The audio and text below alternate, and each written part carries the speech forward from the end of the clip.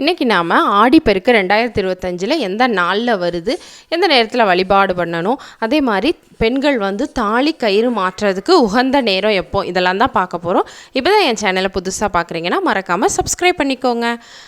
ஆடிப்பெருக்கு 2025 என்றைக்கு வருதுன்னா ஆகஸ்ட் 3 ஞாயிற்றுக்கிழமை தான் இந்த வருடம் நமக்கு ஆடிப்பெருக்கு வருது. ஆடிப்பெருக்குனா என்ன நாள்னா ஆடி 18ன்னு சொல்லுவோம். அந்த நாளில் நம்ம என்ன பண்ணாலும் பெருகுங்கிறது ஒரு ஐதீகம். ஆடி மாதத்தை மழை பொழிவு தொடங்கும் காலம்னு கூட சொல்லுவாங்க.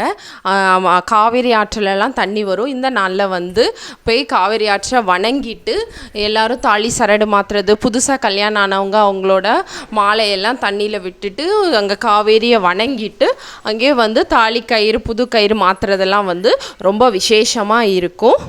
இந்த நாளில் பெண்களும் சரி, கன்னி பெண்களும் விரதம் இருந்து வழிபடும் போது திருமண யோகம் கிடைக்கும். சுமங்கலி பெண்கள் இந்த நாளில் தாலி சரடு மாற்றும் போது அவங்க கணவருக்கு நீண்ட ஆயுள் கிடைக்கும்.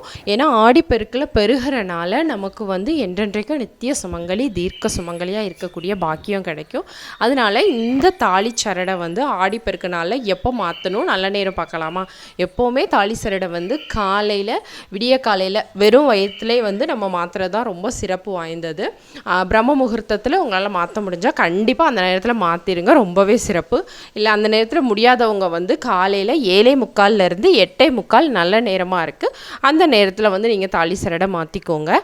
ரொம்பவே சிறப்பான இந்த நாளில் யாரெல்லாம் தாலி சரடை மாற்றணும், கயிறு மாற்றணும்னு நினைக்கிறவங்கெல்லாம் இந்த நாளை இந்த நேரத்தை உபயோகப்படுத்திக்கோங்க.